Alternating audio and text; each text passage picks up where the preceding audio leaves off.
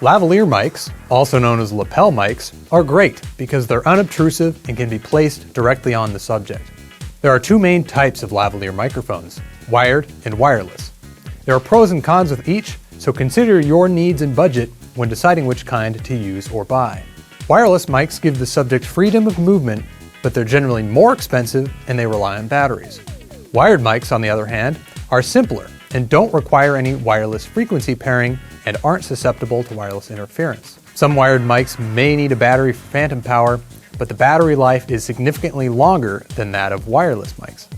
That being said, wireless mics are still the go-to option for most professional use.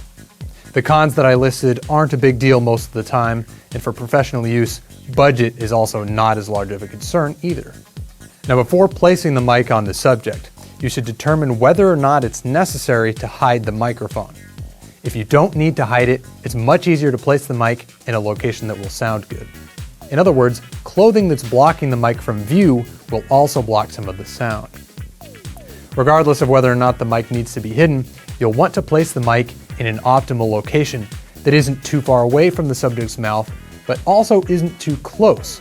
To demonstrate what this looks and sounds like, I did a simple test by moving a lavalier mic up and down across possible locations while trying to speak at a consistent volume. The result shows that the optimal placement is around 9 inches below the mouth. But take a listen for yourself so you can hear it firsthand. I'm going to now say some words and then we'll move the mic up and continue talking and move the mic up a little bit more and keep talking and move the mic up a little bit more and keep talking and move the mic continually farther up, and then we'll see what it sounds like if I keep moving the mic up. And we'll see what it sounds like. I'm going to continue and stop right there and then go down in one smooth motion while I continue talking, just to see if the mic sounds good or bad, or wherever it's going to sound, however it's going to sound. It's worth noting that the fall off of the optimal zone is steeper as you move towards the chin. This implies that you're better off positioning the mic a little lower if you're unsure of where the exact optimal zone is. Now, this is going to depend on the mic itself, of course, but it also depends on the subject. If your subject has a large beard, for example, not only do you have to be mindful of the beard contacting the mic and causing noise, but you also have to consider the sound that it's blocking and how that affects the sound shadow. The other thing to consider when placing a mic is the direction the subject is looking. It's a good idea to place the mic on the side that your subject will be facing, so they'll be talking more directly into the microphone.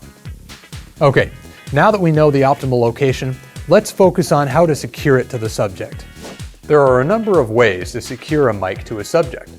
Most lavalier mics come with a clip. This is a great place to start because it works well most of the time.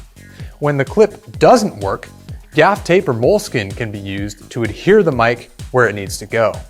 A button-up shirt is one of the easiest articles of clothing to secure a mic to. Just feed the wire through the optimal button gap and clip it on. If for whatever reason you can't use the front buttons, try placing the mic under the collar.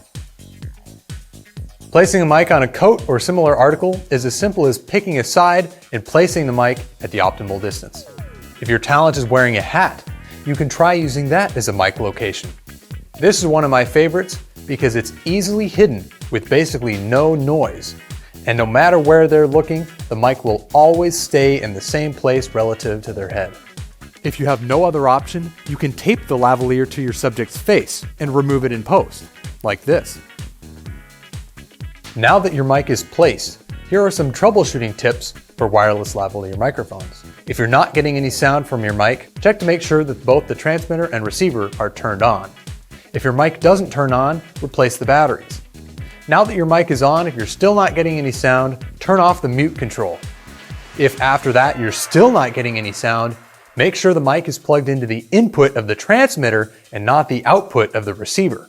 If that still hasn't fixed the problem, check to make sure the transmitter and receiver are on the same frequency and that you're getting levels on the receiver. If you're still not getting sound, then it's probably the fault of your audio recording device. If you are getting sound, but the sound is clipping or extremely quiet, check the mic sensitivity setting on the mic transmitter.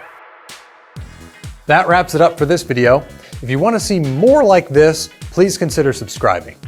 All the gear used in this video is available to rent here at Victory Studios in Seattle. To find out more, head to victorystudios.com.